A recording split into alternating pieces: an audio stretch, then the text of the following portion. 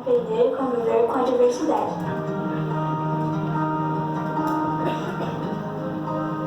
É deixar de lado o individualismo E abraçar o próximo, independentemente do nome ou idade. É não ficar na banda.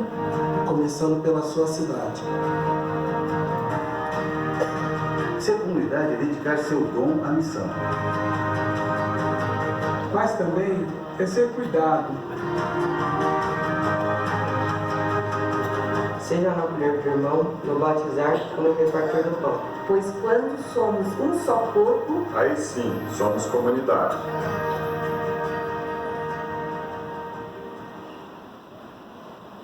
Boa noite, irmãos. Boa noite. Já viram que nós vamos falar sobre ser comunidade, né, nesta noite. E eu quero compartilhar esse tema tão importante com vocês. Nós começamos a tratar desse assunto na Escola Bíblica Dominical e foi um bom tempo lá hoje pela manhã falando sobre isso. Eu quero compartilhar algumas coisas aqui com vocês também à noite. Nós temos pessoas que não participam da Escola Dominical, né? E algumas participam, a grande parte participam apenas do culto. E eu gostaria de trazer esse assunto também para nós podermos compartilharmos aqui e falarmos um pouco sobre comunidade. Esse tema ele é muito importante porque eu comecei a falar hoje de manhã que nós vivemos em comunidade, isso aqui é uma comunidade, mas nós estamos vivendo num tempo tão difícil que às vezes nem se parece uma comunidade. E eu gostaria de falar sobre isso, né? Sobre os desafios que nós temos nesse tempo de hoje para vivermos em comunidade. E esses desafios, né, muitas coisas têm nos atrapalhado para vivermos como uma comunidade de Jesus, uma comunidade de Deus. Eu não sei se você prestou atenção nesse videozinho, né? E aí esse vídeo que faz a entrada aí da mensagem, ele fala um pouco sobre isso, né? A comunidade é vivermos em união, é ser cuidado, comunidade é caminharmos juntos com Cristo, e aí por aí adiante. Então, uma comunidade verdadeira, ela engloba muita coisa. Não dá tempo para nós falarmos de tantas coisas assim hoje, mas seria um pontapé inicial para nós falarmos sobre essa comunidade. Como que ela deve ser? É interessante que o que está acontecendo hoje no nosso meio. No Japão, né, eu peguei essa pesquisa aqui num site, e eles dizem que no Japão, estima-se que 500 mil de pessoas vivam reclusas no país, né, no sentido dela não conviver em sociedade. E esse problema afeta, na maioria dos casos, jovens e adultos entre 14 e 25 anos, que chegam a ficar anos sem sair de casa, por entenderem o mundo exterior como um lugar hostil e agressivo. É claro que esse dado é lá do Japão, né? O Japão, ele tem alguns dados que dão medo, né? A taxa de suicídio é muito grande, e por aí vai. Mas quando você começa a fazer uma análise da nossa sociedade, você percebe que as pessoas hoje, talvez, não tenham essa característica, né, numa grande parte, de viver reclusa, ou seja, se trancar dentro de casa e passar meses, passar até anos sem sair à rua. Talvez não seja essa característica do Brasil, mas uma característica é certa aqui, que muitas pessoas hoje não querem viver em comunidade, porque viver em comunidade dá um pouquinho de trabalho. Primeiro, nós precisamos conviver com pessoas diferentes de nós. Segundo, nós temos também que respeitar e prestar contas também. E ninguém hoje gosta de prestar contas. Ninguém gosta hoje, né, de estar ali dando um relatório, de fazendo alguma coisa, ou quando acontece alguma coisa, ter que pedir perdão ou alguma coisa assim. Então muitas pessoas se isolam e não querem viver em sociedade, em comunidade. Aliás, né, não sociedade, comunidade. E é interessante que muitas pessoas hoje querem frequentar uma igreja que seja muito grande. Sabe por que ela quer frequentar uma igreja que seja muito grande? Já passou aí alguma coisa pela sua cabeça? Por que uma pessoa quer frequentar uma igreja muito grande? Muitas, não estou generalizando, mas muitas querem entrar e sair sem ser notado, sem ter que trabalhar em algum ministério, sem ter que fazer alguma coisa, sem ter que sem ter que trabalhar numa ação social ou coisa do tipo.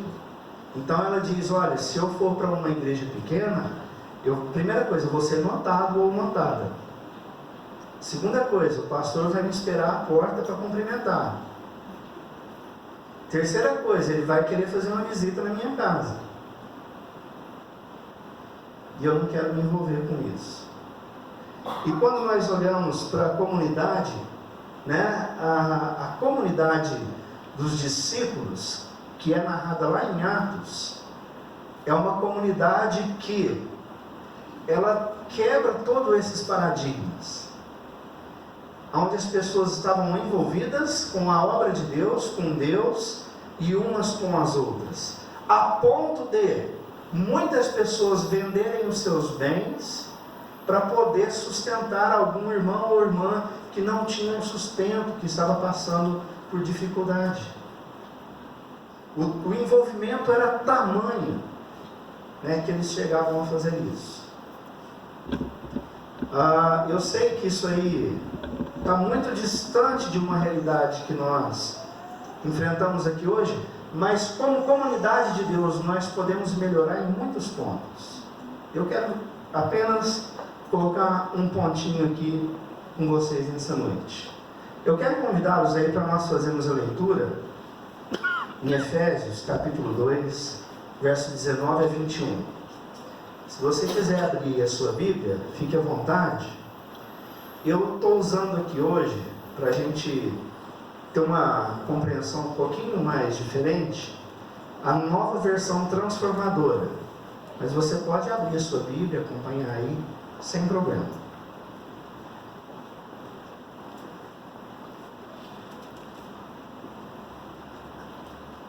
Nesta versão, diz o seguinte: portanto, vocês já não são estranhos e forasteiros, mas concidadãos do povo santo e membros da família de Deus. Juntos, somos sua casa, edificados sobre os alicerces dos apóstolos e dos profetas, e a pedra angular é o próprio Cristo Jesus. E aí Paulo continua dizendo: nele somos firmemente unidos, constituindo um templo santo para o Senhor. Por meio dele, vocês também estão sendo edificados como parte dessa habitação, onde Deus vive por seu Espírito. Pastor Joemar nem sabia que eu ia pregar aqui nisso hoje, né? E ele já deu uma falada aí sobre essa questão do Espírito Santo, mas eu vou abordar isso mais no final da mensagem. Para nós conhecermos um pouco melhor o que estava acontecendo ali naquela cidade de Éfeso, Éfeso era uma cidade muito importante na época ali do apóstolo Paulo. Ela era uma das principais ali da Ásia Menor. Ela tinha um comércio muito forte, né? Então vinham viajantes, vinham pessoas de todos os lados para comprar e vender em Éfeso. E a Éfeso também tinha uma característica, porque a cultura era uma cultura que ela influenciava muitas pessoas, era uma cultura muito forte. E também a questão religiosa era muito forte na cidade de Éfeso. E quando eu falo de questão religiosa, eu não estou dizendo de cristianismo, basicamente, mas de religiosidade. E dentro desta religiosidade, né, o principal centro de adoração era uma deusa greco-romana, chamada Artemis ou Diana, que era conhecida naquela época. E como que era essa deusa Diana? Essa deusa Diana, ela era uma deusa vingativa, né? Era uma deusa severa, e que gosta de humilhar. É assim que é conhecida essa deusa lá. E ela procede sem piedade contra todos aqueles que procuram o seu ressentimento. Não hesita em lhes destruir as colheitas, em devastar os seus rebanhos, em semear a epidemia ao redor. Essa era a deusa que era adorada na cidade de Éfeso.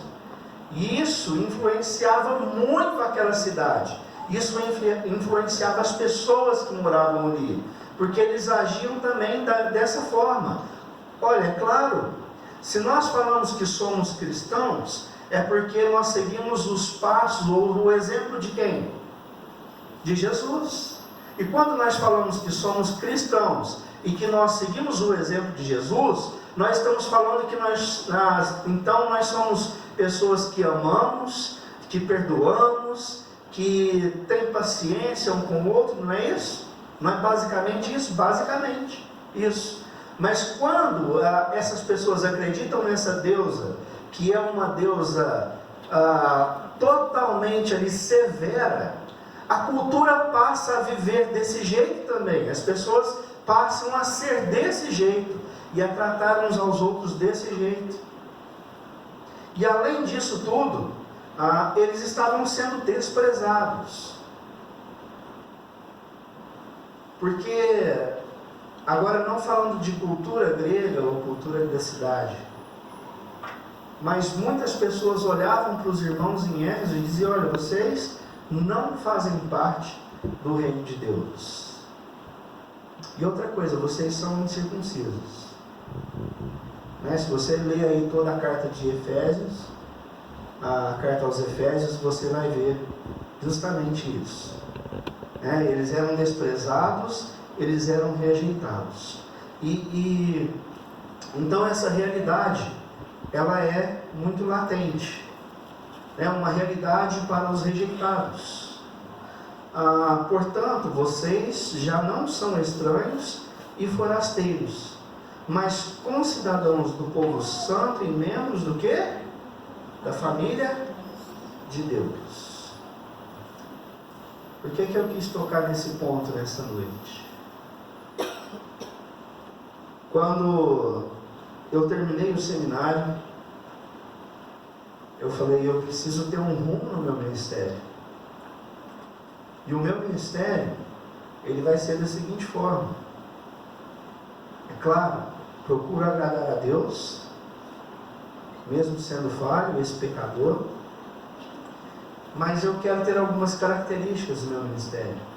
E uma dessas características, eu quero que a comunidade onde eu pastorear seja uma comunidade acolhedora. E uma comunidade acolhedora é uma comunidade que está pronta para abraçar qualquer pessoa que entre por essas portas.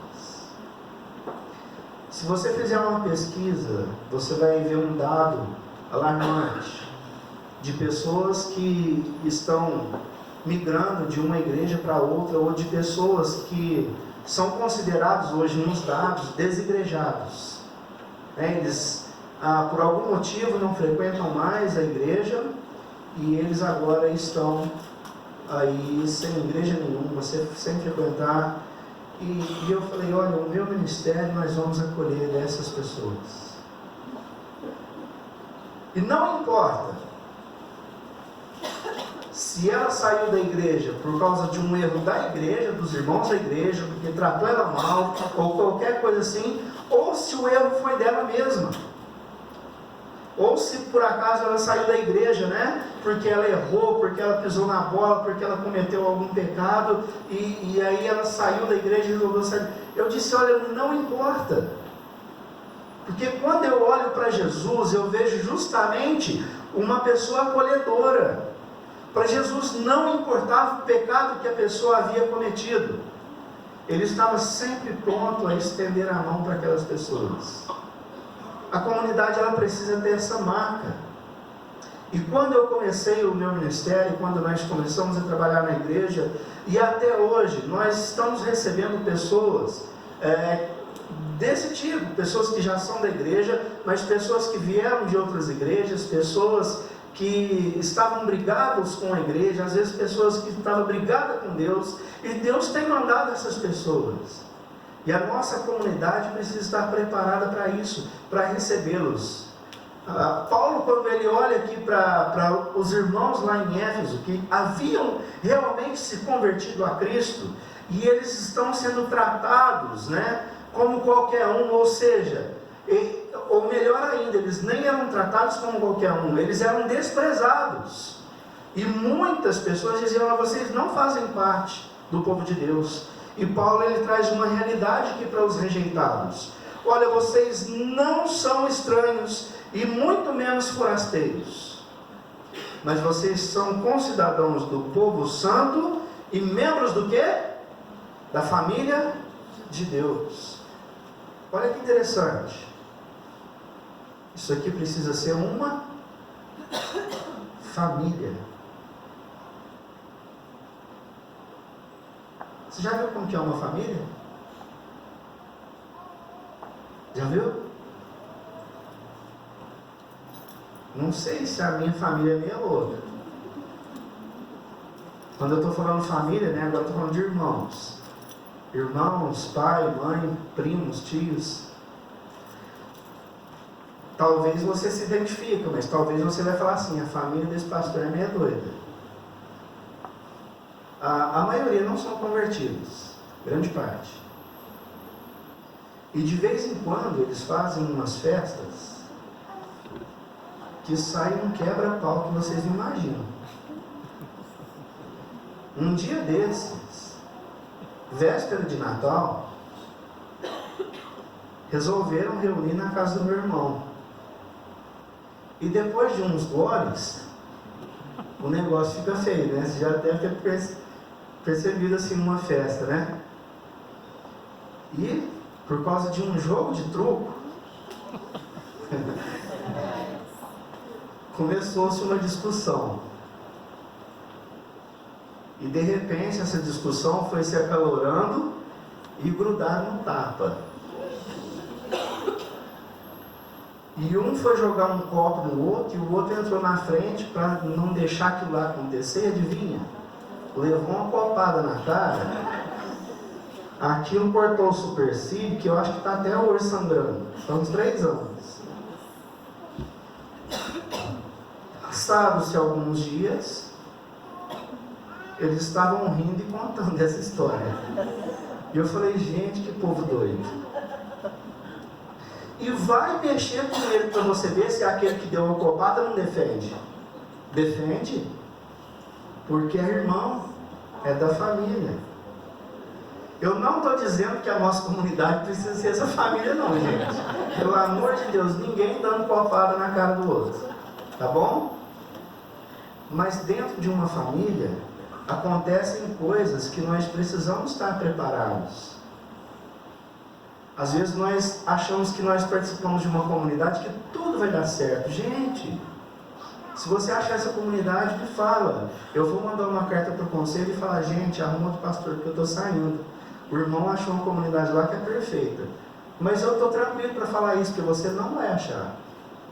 Nós vamos ter os desentendimentos, nós vamos ter, às vezes, uma ofensa, outra. Eu vou fazer uma coisa que vocês não gostam, vocês vão fazer uma coisa que eu não gosto, mas nós somos uma família. E quando alguém vier falar mal de você, ou vier fazer alguma coisa com você, eu vou entrar no meio e falar: opa, esse não, esse aqui é meu irmão, essa aqui é minha irmã.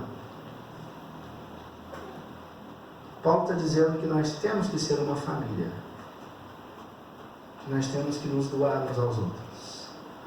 Segunda coisa aqui que eu quero trazer para vocês, que Paulo, ele fala que essa comunidade é formada pela unidade, né? Talvez você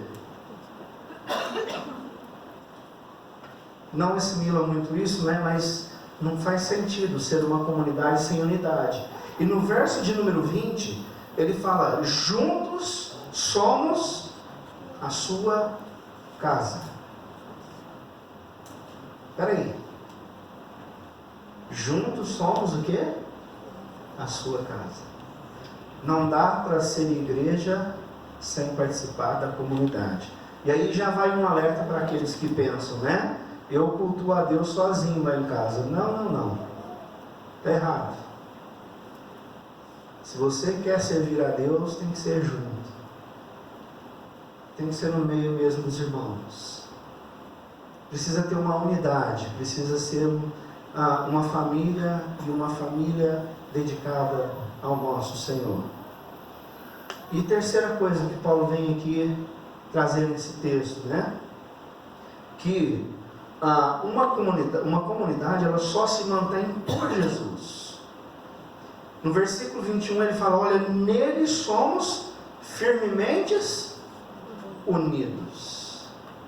Jesus ele deve ser o centro de uma comunidade. Tudo deve girar em torno para glorificar a Deus e para exaltar o nome de Deus. A comunidade ela tem que estar atenta a isso. A partir do momento que Jesus não é o centro de tudo aquilo que fazemos, está perdendo o sentido e essa comunidade está fadada ao fracasso. Nós temos que viver para Cristo e estar aqui para servir a Jesus. Você não está aqui para servir o pastor ou para servir os presbíteros, o conselho da igreja. Você vem por causa de Deus e porque você ama a Deus. E por que você ama a Deus? Porque Ele te amou primeiro. Porque Ele entregou a vida dele na cruz. Por sua causa, Ele entregou a vida dele, Ele derramou o sangue dele para te salvar. E por isso você está aqui nesta comunidade. Qualquer outra coisa que seja a sua motivação, vai chegar um momento que você vai dizer, olha, eu não quero mais fazer parte dessa comunidade. Porque qualquer outra coisa que te motiva para estar aqui nesta casa, não vai ser suficiente. Uma hora acontece alguma coisa. Mas se nós estamos aqui por Cristo, nós vamos enfrentar qualquer dificuldade. E nós vamos ter unidade. E o apóstolo Paulo vem aqui dizer no versículo 21, nele somos firmemente unidos. Ou seja, se não for nele, a nossa união está abalada. E vai começar a haver rachaduras. Cristo é o centro da igreja. Ele é a pedra principal. Ele é a pedra angular, ele é o alicerce, a base. E no versículo 22 ele diz, por meio dele, de Jesus, vocês também estão sendo edificados. Sabe o que Paulo está dizendo aqui? Aqueles irmãos que estavam sendo rejeitados como cristãos. Paulo está dizendo, olha, vocês também estão sendo edificados em Jesus Cristo. Não se preocupem com isso. Eu quero trazer duas coisas aqui para a gente refletir na mensagem dessa noite. E eu gostaria que você pensasse um pouco sobre a sua vida na comunidade. Como tem sido a sua vida na comunidade. Eu comecei dizendo aqui sobre as pessoas que querem se isolar.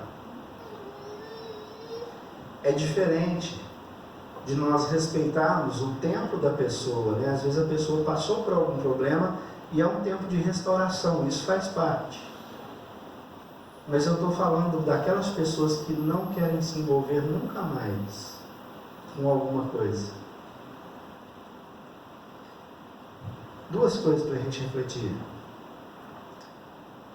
Primeira delas, eu esqueci aqui. É porque saiu fora de ordem aqui os meus slides no celular e aí eu esqueci aquilo que o pastor Joemar postou e eu comentei hoje na escola dominical. Olha só que interessante, ele diz o seguinte, se eu olho para mim, me deprimo. Por que eu me deprimo? Porque eu sou um pecador, porque eu cometo falhas, porque eu piso na bola, porque eu faço coisas que não agradam a Deus, coisas que não agradam ao meu irmão. E aí quando eu olho para os outros, o que acontece? Eu me iludo. E o que acontece com uma pessoa iludida? A princípio está tudo bem, mas uma hora ela vai cair das pernas, porque ela vai dizer, nossa, não é aquilo que eu pensava. E aí eu quero sair da igreja. Não é claro que eu pensava dele. Nossa, que pastorzinho pica fumo, hein? Você não pensou isso ainda não, né? Já? Escutei um já, hein? Mais alguém? Mas é verdade, porque eu sou pecador, gente. Tem um pastor que fala sobre isso. Ele diz, olha, a comunidade é uma comunidade de pecadores, onde o maior deles sou eu. Eu não diria o maior deles sou eu, mas eu sou um entre eles. Assim como qualquer um de vocês. Então, se você se iludir comigo, uma hora essa ilusão vai passar. Ou com o pastor Jormar também. Vou te colocar também aqui na pilha, né? Ou com o pastor Jormar. Quando eu olho para as circunstâncias, me desencorajo. Mas quando olho para Cristo, me completo. Cristo, ele completa tudo, inclusive a família dele, a comunidade. E aí, para encerrar, há duas coisas aqui para nós refletirmos e para nós praticarmos. Primeiro, não se sinta rejeitado. Nós somos um em Cristo. Tira essa ideia da sua cabeça. Você é um irmão entre nós. Você é uma irmã entre nós. Você não é rejeitado, você faz parte dessa família, né? E Deus te escolheu, e Deus te colocou aqui nesse lugar. Deus te colocou aqui nesta comunidade. Não se sinta rejeitado, porque foi Ele quem te trouxe aqui. O apóstolo Paulo diz que essa comunidade é uma comunidade movida pelo Espírito Santo de Deus. E o pastor Jornal começou a falar isso aqui no início. Esse Espírito que habita em cada um de nós, Ele também nos encoraja para isso. E Ele que te escolheu, Ele quem realizou a obra da conversão no seu coração, o Espírito Santo que te converteu, e você não é menos que ninguém, e também não é mais que ninguém, mas você é da família de Deus. É isso que Paulo está falando ali para os irmãos em Éfeso. Vocês não são rejeitados, vocês são parte da família de Deus. Amém? E segunda coisa que eu gostaria de falar com você nessa noite. Você faz parte dessa comunidade? Peraí, deixa eu repetir a pergunta. Você realmente faz parte dessa comunidade? Quando eu digo que eu faço parte dessa família, eu quero me entregar. Eu quero estar aqui para servir. Eu quero estar aqui para adorar a Deus, mas eu quero aqui também para servir o meu irmão, para servir a minha irmã. É interessante que numa comunidade não existe o patrão e o funcionário. Uma comunidade saudável é aquela que, durante a semana, você pode até ser o patrão, mas quando chega aqui você está pronto para servir. Uma comunidade, ela abre as portas para que nós possamos servir uns aos outros, e servindo uns aos outros nós também estamos servindo a Deus. Você faz parte dessa comunidade? Se você diz que sim, esteja pronto para servir. E se você disser, olha, eu estou apenas visitando, eu quero desafiar você a fazer parte dessa família. E já vou te alertando, aqui é uma família imperfeita, tá? Nós somos imperfeitos, mas nós somos pessoas que amamos umas às outras, e isso faz uma diferença muito grande. Quando eu olho para a história da igreja lá em Atos, eu percebo justamente isso, que eram pessoas que tinham as suas diferenças, mas o amor da comunidade, o amor uns aos outros, superava qualquer coisa. E a comunidade crescia, a ponto de as pessoas lá fora olharem para a igreja e dizer o seguinte: olha, eu quero fazer parte desse negócio aí. Eu quero fazer parte dessa família. Meus queridos, venha fazer parte dessa comunidade. E tem muita gente que está há 30 anos ainda na igreja e não faz parte. Só frequenta. Mas eu quero convidar você a fazer parte. Fazer parte é você se abrir e dizer: olha, eu estou pronto para servir. Não existe parte da comunidade que não sirva. Você pode servir em alguma coisa, em alguma área. Deus te chamou para isso. Desperte os seus dons. Nós vamos estar ouvindo um cântico agora. É instrumental, mas eu gostaria que você tivesse um momento de meditação. E esse hino que eles vão tocar, ele diz, né, na sua letra, que não vai ser cantado aqui: mais perto quero estar, mais perto quero estar, meu Deus, de ti.